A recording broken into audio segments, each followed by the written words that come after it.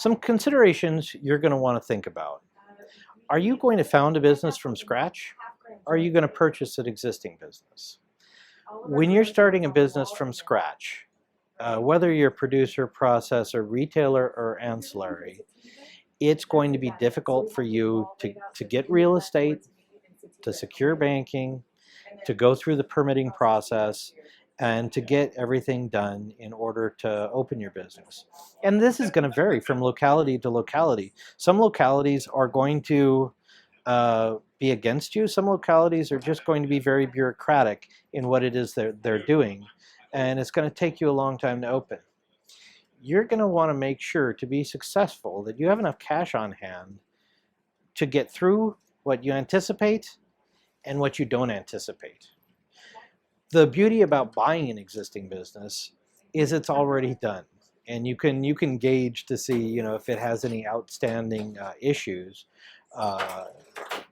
If it's already done, you can come in and start doing the business the next day. The hard part about that is it's very hard to evaluate a cannabis company. Where will you be in 5 years, right? Where will the industry be? Will there be moratoria? Will there be this or that? Are there going to be pitfalls? So you're going to come to someone that owns a business and has it established, and they're going to be aggressive about what the valuation of their particular business is. We call it in the industry the cannabis tax. And you'll get that from landlords who say, when you say, hey, look, I'm thinking about getting into the cannabis industry, I'd like to lease your space. They see dollar signs, they're going to try to charge you more.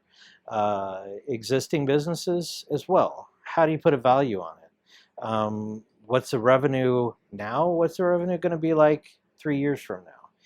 It's hard to gauge. So there's pros and cons there too. Founding your company is going to be a lot of work, and it's going to be a lot of upfront. But it's going to clearly be less expensive than buying something, unless you're buying some business that is distressed. And if that business is distressed, what makes you think it's not going to be distressed tomorrow, right? These are key business considerations.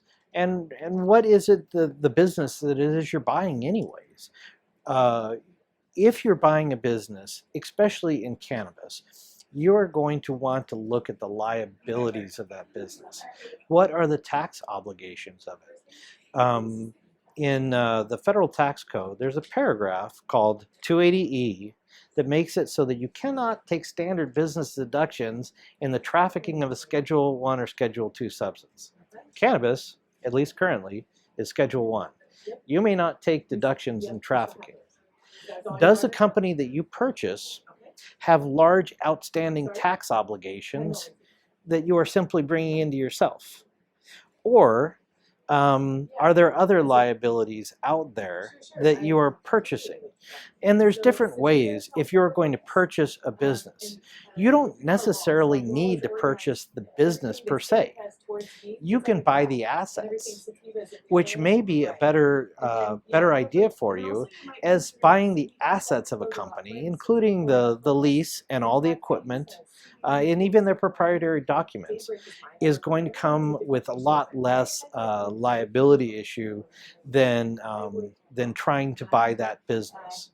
But either way you're going to do, if you're buying a business in the cannabis industry, the key is due diligence, and real due diligence, and not simply trusting someone else that you've hired to do the due diligence for you.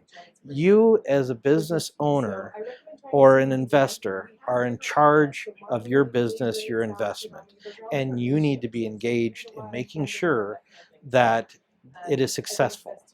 And the first things first is know what you're getting into. Whether you're founding, whether you're buying, know what you're getting into.